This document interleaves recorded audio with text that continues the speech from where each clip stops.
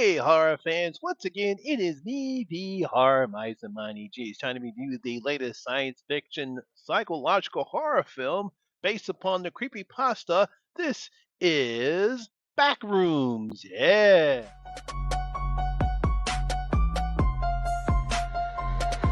Y'all ready for this?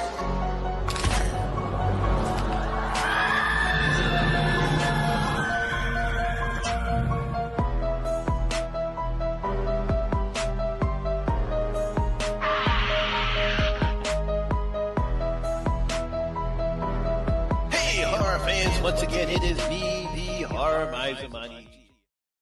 Now, Backrooms is a science fiction psychological horror film that was directed by Kane Parsons, and the film was written by Will Sudick. Now, the film stars Chichewell Chichewell Ejiofor, Renee Venice, Mark Duplass, Finn Bennett, and Lakita Maxwell. Now, in this film, after a therapist's patient disappears into a dimension beyond reality, she must venture into the unknown to save him. Ooh. Now, horror fans, when it comes to creepy pastas, those are internet stories that are passed around social media, such as the Slender Man. The latest one to come out are called Backrooms. Now, Backrooms are fictional locations that originated from a 4chan thread back in 2019. One of the best examples of Backrooms are the ones that use a liminal space aesthetic that are portrayed as an and a possibly large interdimensional expanse of empty rooms that are accessible only by exiting out of our reality. Basically, the whole thing is that you phase out of our reality and you phase into the reality where the back rooms are, and there you go.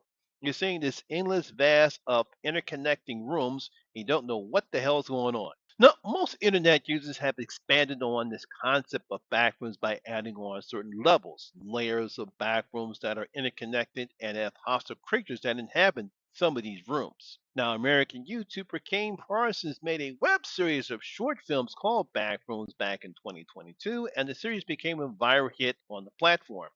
Everyone was mastering about some of these films that Kane Parsons made, and it became a viral sensation. So it's no surprise that American film company A24 would help Kane Parsons make his first feature-length directorial debut with a horror film called Backrooms. Now, taking place in 1990, we see furniture store owner named Clark, who is struggling with alcoholism and his recent divorce from his wife, while also seeing his therapist, Dr. Mary Klein.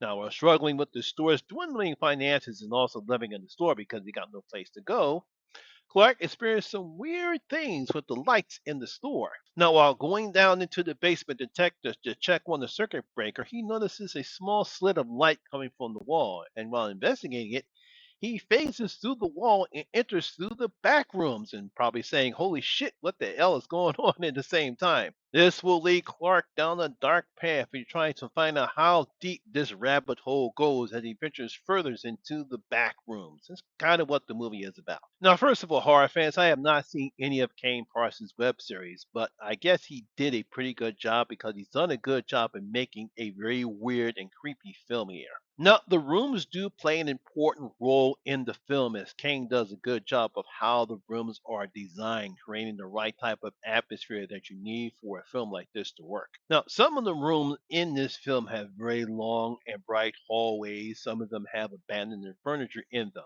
Now, they're either placed neatly in the rooms or they're fused within the walls and floors in some of the rooms here. Some of the other rooms are very, very small where a person can barely fit into it. And some of them are very skinny. If it's a fat person, cannot fit into them. And others are dark and dingy looking, and others are filthy with dirty looking clothes. And I'm pretty sure it makes a room smells like death. Now, I like how Kane he does a good job at how he films the rooms, making the audience and Clark disoriented and confused as the rooms are themselves look like they're alive. You know, like walking in the first time we see Clark going around all the rooms, he doesn't know where he's going. We see some very bright rooms, we see some very dark rooms, we see some of the furniture is fused in them, some of the stuff is very small, you can barely fit into it, some of them are very large. All sorts of type of rooms, and you don't know You don't know how the rooms are spaced out or how they connect to each other. It's very disorienting and confusing. Now, I like how Kane uses a yellowish green color palette in mostly all the rooms, which adds to the confusion and weirdness that Clark is experiencing while he's examining these rooms. It also confused me as well at times as well. But again, it's just very weird looking. Now, while this is a fascinating concept for a horror film, the problem that I have for this film is the script that American writer Will Siddick has given us here. Because there are very few characters in this particular film, he does a good job in fleshing out Clark's character. He doesn't do the same with Dr. Mary Klein. The main reason why this matters is because, especially during the third act of film, while we know about Clark's backstory and his strugglers on who he blames for his failures, but we don't get enough of Mary's backstory. I mean, sure, they do mention things about her childhood regarding her mother's illness and what happened to them probably later on by the time she was like probably a preteen, but the film never explores it any further, which could make some of the choices that Mary makes in this film believable. There's a thing that she does right before the beginning of the third act, which I was questioning. I don't think a true psychiatrist would do something like that, or a therapist would do something like that. But if we know a little bit more about her story and her character, perhaps we could understand the reason why she makes the choice that she makes.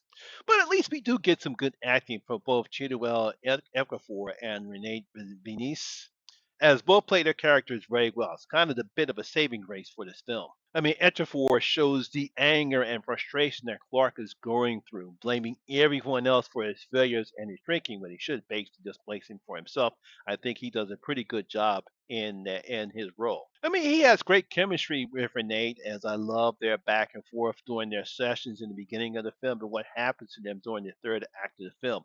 That third act is very creepy looking as we get to see what's happening and how he interacts with her and interact what's going on in that particular room, which I won't say anymore, but I thought was great chemistry there and one of the few bright moments in the film. Some other weird stuff happens in this particular film, but if you're expecting any type of a gore fest or any type of a typical horror film, you're not going to be in luck in here because Gang does not rely on that. His main thing is the aesthetic with the back rooms, the creepiness, the confusion, the disorientation that Clark has and the audience has really that much that we see in this particular film. So I don't believe not a lot of people are going to be happy with this particular horror film.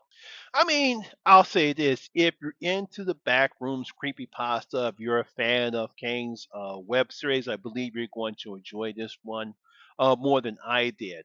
And I believe other horror fans will probably not like this particular film. As for me, it's not a bad horror film.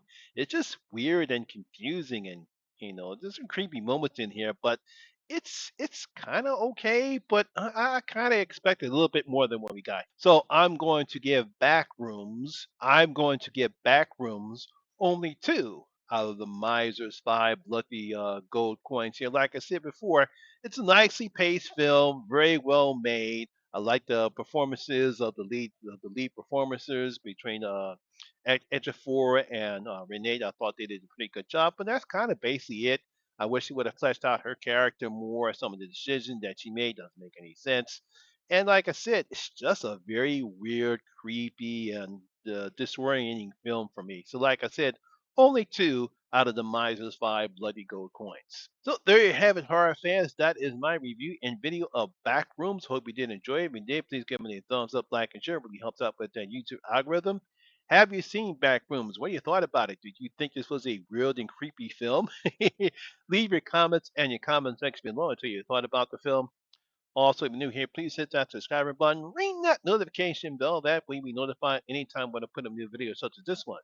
Once again, my name is Lamont Smith, better known as the Horror Miser Money G, and always remember, horror rules. I see you in my next video. Guys, stay safe out there.